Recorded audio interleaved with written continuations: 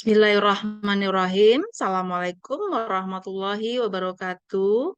Bapak dan Ibu yang kami hormati, izinkan kami tim penelitian dasar tahun 2022 melalui hibah PNBP memberikan satu presentasi terkait dengan hasil penelitian yang telah dilakukan oleh tim, yakni saya sebagai ketua peneliti, kemudian Ibu Yusnani Bahtiar sebagai anggota 1 dan Ibu Delmira Safrini sebagai anggota 2.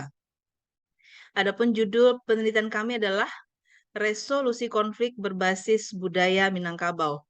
Bapak dan Ibu yang kami hormati, penelitian ini kami laksanakan dalam waktu kurang lebih 2 bulan, yakni mulai pada bulan Juli hingga Agustus 2022. Adapun metodologi yang kami gunakan adalah yang menjadi data primer adalah wawancara, kemudian studi lapangan, dan yang ketiga adalah pengumpulan berbagai literatur terkait dengan tema penelitian yang kami lakukan. Izinkan kami mempresentasikan hal-hal penting terkait dengan penelitian ini sebagai bahagian dari output penelitian, yakni satu buah artikel jurnal terindeks Scopus dan juga satu luaran berupa buku ber-ISBN.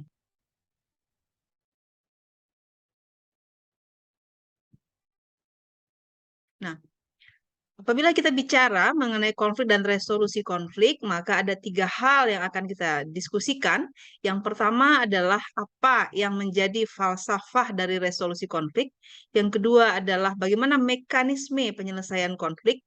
Dan yang ketiga adalah siapa pihak-pihak yang bertanggung jawab dalam menyelesaikan sebuah konflik.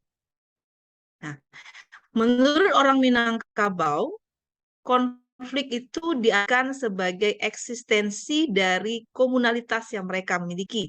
Sebagaimana pepatah mereka yakini, yakni tagak bakau membela kaum, tagak basuku membela suku, tagak banagari membela nagari. Ini artinya adalah bahwa masyarakat Minangkabau memiliki komunalitas yang tinggi dalam hal menjaga eksistensinya, sehingga apapun yang dialami oleh masyarakat secara komunal itu akan dihadapi secara bersama-sama demi menegakkan harga diri. Nah, adapun beberapa pencetus konflik yang terjadi pada masyarakat Minangkabau adalah sebagaimana pepatah yang kami sajikan pada layar berikut, di mana dinyatakan, kok dituti urang banda sawah, dianja urang lantak pasupadan, diubah urang kartunan bana, baribu sabab dan datang, busungkan dado ang buyuang, caliakan tando laki-laki. Namun, dalam kebenaran, jan cameh darah kata serak, jan takui nyawa kemalayang, jan takui tanah kasirah.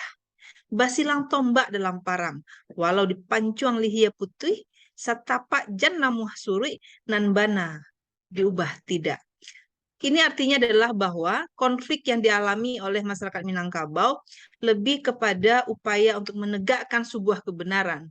Kebenaran menjadi hal pendorong utama dan menjadi hal yang paling kuat argumentasinya untuk bisa menyatakan perang atau menyatakan berkonflik dengan pihak lainnya. Nah, adapun falsafah digunakan ketika terjadi konflik adalah basilang kayu di atas tungku maka api bisa hidui. Tak ada kusui dan tak selesai, tak ada karuah dan tak janiah, lubu akal lautan budi. Nan kalah jadi abu, nan manang jadi arang. Artinya begini Bapak Ibu, meskipun konflik itu lebih banyak dikategorikan sebagai hal-hal yang merugikan kepada masyarakat atau para pelakunya, namun demikian ada hal positif yang bisa ditarik dalam sebuah konflik. Dalam konflik maka akan ada berbagai perubahan-perubahan dan kesepakatan-kesepakatan sehingga yang tadinya itu tidak memuaskan kedua belah pihak akan bisa menghasilkan sebuah kesepakatan bersama. Ini adalah salah satu yang menjadi falsafah resolusi konflik ketika masyarakat Minangkabau mengalaminya.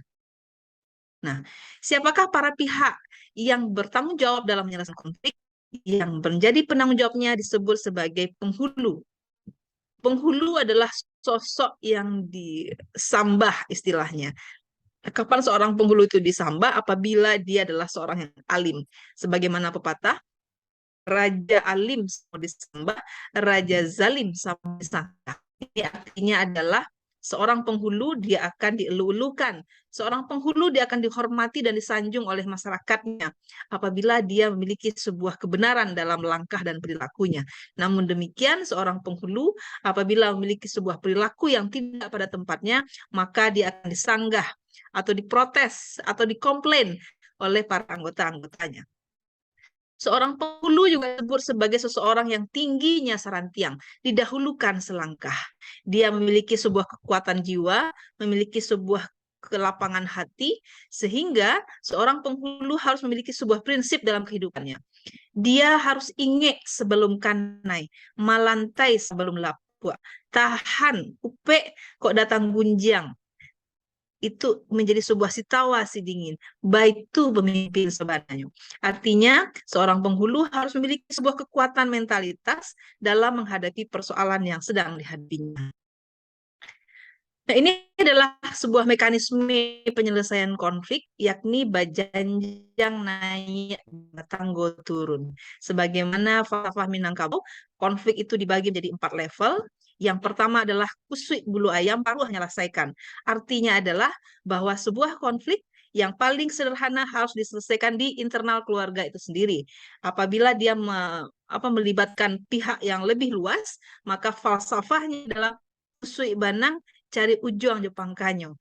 Apabila sebuah konflik meluas lagi ke anggota yang lain atau yang kaum yang lain, maka pepatahnya adalah kusui rambut sike penyelesaian. Dan apabila sebuah konflik sudah melibatkan banyak pihak sehingga mempersulit untuk menyelesaikannya secara musyawarah dan mediasi, maka ditempuhlah jalan pengadilan sebagaimana kata pepatah kusui sarang tampuo, air yang menyelesaikan atau api menyelesaikan. Bapak dan Ibu, itulah yang menjadi cuplikan dari hasil penelitian kami. Mudah-mudahan ini bermanfaat. Ini menjadi sebuah artikel jurnal yang bisa disitasi oleh banyak pihak, dan buku referensi yang kami hasilkan melalui penelitian ini menjadi rujukan bagi para peminat konflik, terutama resolusi konflik berbasis Minangkabau. Assalamualaikum warahmatullahi wabarakatuh.